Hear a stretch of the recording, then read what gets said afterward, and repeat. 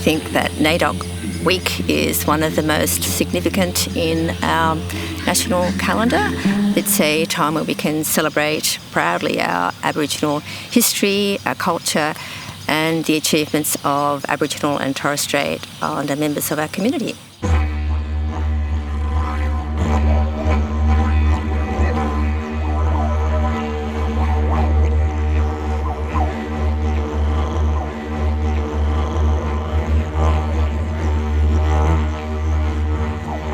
Hey, I'm Uncle Gerald from Illawarra community. I'm here to do welcome to country and to welcome all you people. I'd like to acknowledge, pay my respects to elders, past, present and future. Our people up and down the south coast, from Eden in the south to Lapperoos in the north. Pay my respects to my ancestors that's passed through this land over many thousands of years. Aboriginal people all know that Mother Earth is our saviour. All our culture revolves around Mother Earth.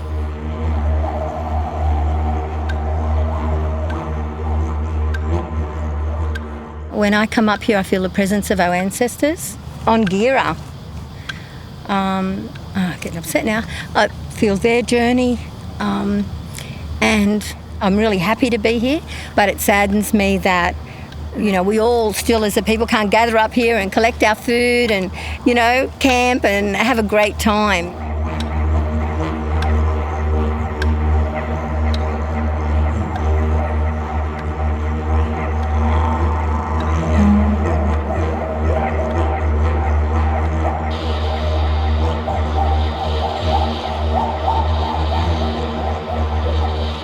It was great here for our people. They had the tucker here, they had the environment, and also they're in Wandian country. This is a place of history. Ben's Walk. Their presence is felt here. Wirri Beach is a very significant place for me and my family, as my great-great-grandmother was born on this country and they were one of the last people removed off the Wirri Beach. And I'm proud to stand here today to be able to show you our beautiful country. And I am standing on Darwin land, standing up for who we are as First Nations people in this country. Up in the mountains or up at Sydney or down the coast, these were passed around, were sent out to invite, an invitation to invite everyone to a ceremony, and NAIDOC Week is pretty much a ceremony to us people. We're here at a place called Blackhead, north end of 7 Mile Beach, in which our ancestors roamed and hunted and gathered. And the main thing that source was here was the pippies.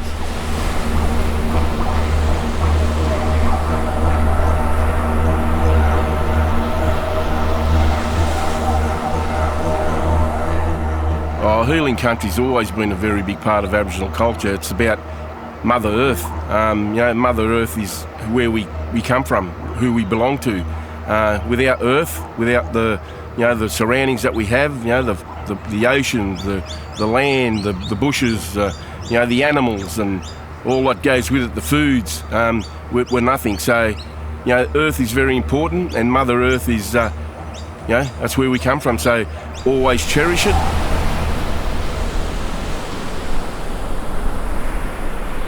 The history of the NAIDOC Awards, the Local Government Regional NAIDOC Awards, commenced through a discussion with Aboriginal workers from each of the local government areas. We talked about our connections in the Illawarra and South Coast, and we recognised that Aboriginal families and communities from Lapperoos all the way down the South Coast have all got strong connections. And, the discussion went from there to looking at the National NAIDOC Awards and saying how many of our community people attend the National Awards. And we said, why aren't we trying to recognise our local people? So those workers went back to the councils of the region. The councils were really excited. All the councils got on board and supported it financially, and also gave the responsibility and the roles back into the Aboriginal community. They also asked their Aboriginal staff to take the lead in running the event. Yeah, so the event started in 2011 with Shellharbour Council hosting the first event. And since then, the hosting of the events passed between each of the other councils. So it's a really good concept that started from a conversation. Over the past 10 years, the awards have evolved. And in 2014, Kiama Council introduced the message stick. So that concept came from a young girl who was on the committee, a Kiama High School student. Each year there is a committee that helps make decisions to make sure the event runs smoothly. And she actually even raised money to be able to design the message stick. Kiama Council then asked Uncle Stephen Russell to make the message stick. Well, us being the saltwater people on the southeast coast, you have to put the fish on it, and they represent the mullet on the back of it, and this design pattern of the Dawa Wadi Wadi country. The message stick is a symbol of responsibility and honour to host the awards. At the end of the ceremony, the message stick is passed from the Aboriginal workers, the CEOs and mayors of the host council, to the council that will be hosting the next year. All of the councils are committed to making this a premier event. A lot of our elders in fact, they always refer to it as a ball. And they say, when's the next ball? And so it was the only big event, regional event, that our communities could come together. We all lead busy lives now. And so sometimes it's those sorts of events that we can really come together and have a good old yarn and talk about our journey, which for a lot of time we don't do that. I'm so busy that I very rarely catch up with my elders now, and I miss that. So when there's a definite reason to do that, NAIDOC Awards Night is that, I love it. And when my second award came through, I had the biggest shock of my life when I won that second one, because my brother, who was there, which I had no idea he was there, I walked up there and he walked up on stage with me to get my second award in 2016. That even though I've been removed from my family for such a long time and haven't been so close to my family during the many years of my life, that was my big award, having my brother there. You know what, for a lot of our people, they're trying to find their way back home, they're trying to find their identity, and those sort of events, someone's going to know your mob, or someone's going to say, hey, so-and-so knows your mob. So, it does a lot more for community and our people, really, that coming together.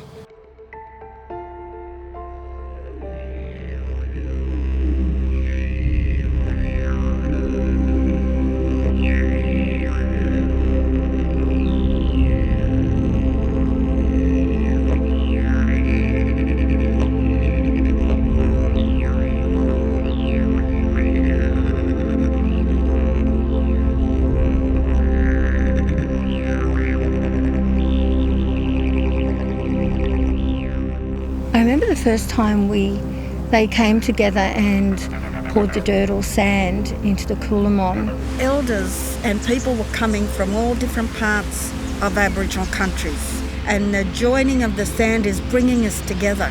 I guess for me that connected not only the council areas, but it gave us opportunity to connect to country and to actually bring country to our event, to have Mother Earth as part of it.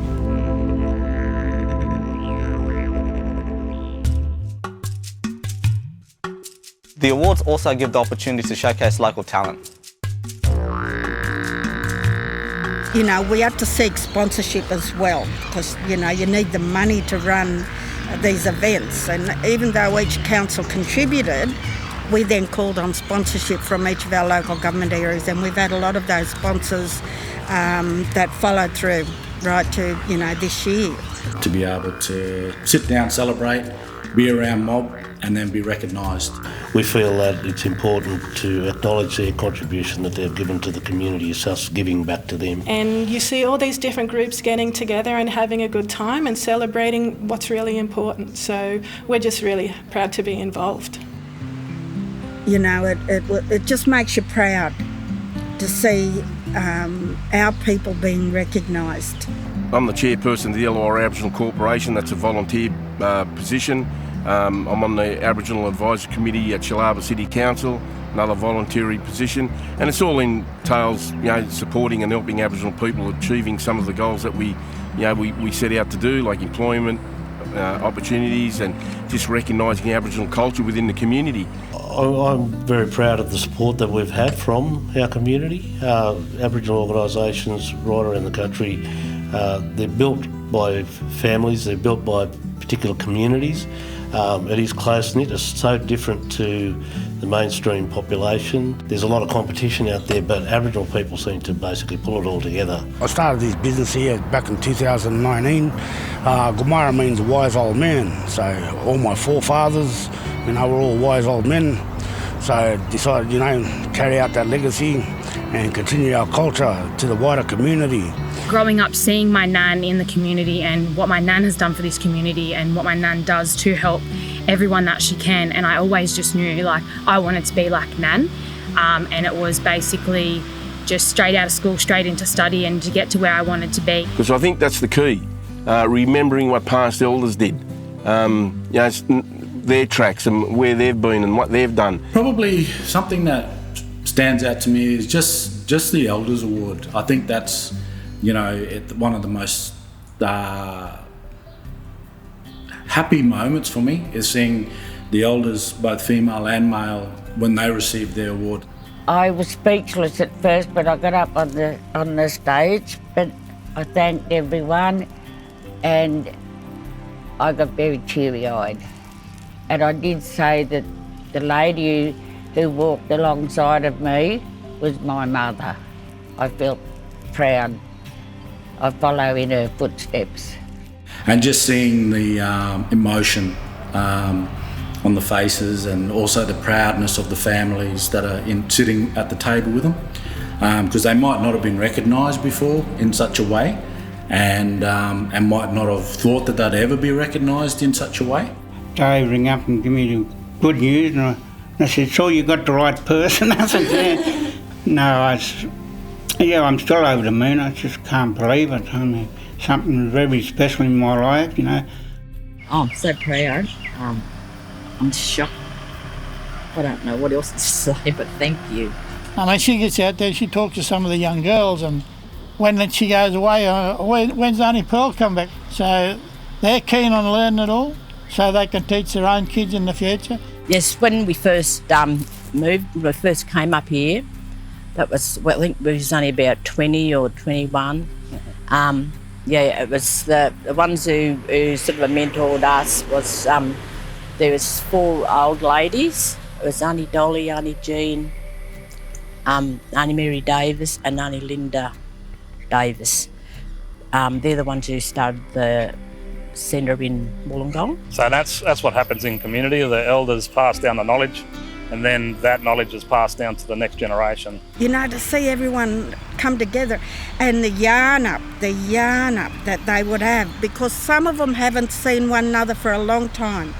A lot of the elders, and they started talking about old times. When I was a kid, I used to walk miles and miles. I used to live at Potato Point when I was a little kid. I was walking to Badalla School, walk in the dark, and winter time get home in the dark. But I used to run all the way because little girl used to chase you. Yeah, it was pretty scary in the days, but no, it's terrific. And I'd see kids not up here. I didn't have that, but they got a chance to do things, try and make a better life. There's a lot of kids come back and thank me for looking after them and getting them out, putting them out of jail and that. They're about 30, 40-year-old kids and that. Yeah. And it makes me feel, not this eye, that eye up. Get that feedback, be acknowledged by them. Well, I've known Uncle Bim for a lot of years, and he probably taught me a fair few tricks in the game of touch football over the years, and I used to go to a lot of touch football tournaments with him. He's well known in the Aboriginal community up and down the coast, but he's also well known in the non-Aboriginal community as well and well respected. But what started to happen also was the broader community started recognising this event and started to come on board and buy tickets and that was also an important part of reconciliation. Reconciliation is a word, and without the actions it means nothing. I think for me it means aiming for, trying to achieve a stronger more decent, more respectful and equal relationship with Aboriginal and Torres Strait Islander people and all people. And I think reconciliation in itself means we all have to accept personal responsibility, individual responsibility and collective responsibility for how we are going to achieve reconciliation. We are not there yet. Reconciliation to us is part of what we do every day. It's really very integral to all the services that we provide, all the programs that we run, and it's about respecting, understanding and learning about Aboriginal culture right across our organisation. I think just being able to look back on my career and to know that what the values that I had 45 years ago are still the same as they are now.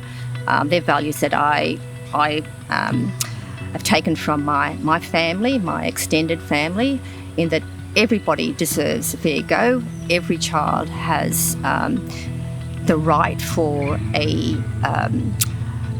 good, grounded education and to grow up healthy and strong. And we know that that's not always been the case for our Aboriginal kids. So I feel really privileged to have worked so long in this industry and hopefully being able to make a difference for the children and families that I work with and also the staff in the early childhood sector. Each year, the National NAIDOC Committee come up with a theme, and this year, the theme is Heal Country. Our themes each year give us a focal point to hone in on and to dig deep and to explore. I think that's an opportunity for each year for NAIDOC to be really grounded in the culture and history that's so important to us. Killalea is a pretty sacred place for me.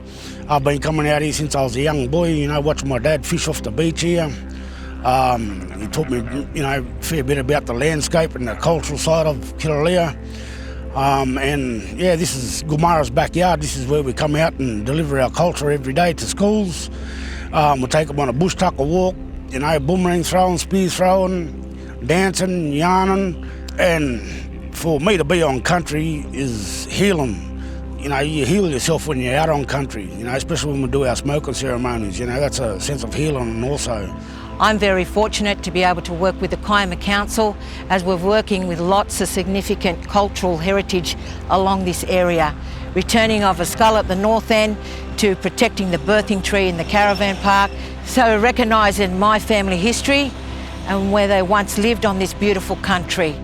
We've been finding that children who come outside and spend time outside in the environment, who are connected to the country that they're on, is just so powerful. And we see their engagement is increased, their behaviour is different, their language development is more inspired, their cognitive abilities improve. So we've really noticed that. So we know that's the same for every person, and particularly for Aboriginal people, we know that being on the country is the greatest healing pathway that we need at the moment. There is so much we need to do to make this world a better place we live in. And healing, when I think of healing, I think of my past, going back, a survivor from the past, being removed from my family. I think that Heal Country, to me, means a lot more than land. Our country, I do believe, is in our souls, it's in our body, it's in our heart, it's our spirits. It's not just our land, as beautiful as our land is and as much work and healing as our land does need. I think that we also need that healing in our spirit, in that heart, on the inside of ourselves. And I think it's about recognising our past traumas and our past experiences and allowing ourselves to, heal from them and allowing that healing process to begin. No matter where you are in life, it's always well to look after yourself and heal where you came from and heal who you are. When I think of healing the country, I have to say I think of reconciliation. I think of treaty, and I think of all the damage that's been done to our Mother Earth. Heal Country is about, to me, it's about that recognition of our past, our present and our future. But we have to work together, both black and white. You know, we have to sit down together and talk about it for this country to recognise us as First Nations people. You know, we've got a beautiful country, we've got a rich culture, and we've got a shared history. And that's what has to be recognised as part of that healing. What happened to our people needs to continue to be recognised, and how do we make a better future so that it's not repeated?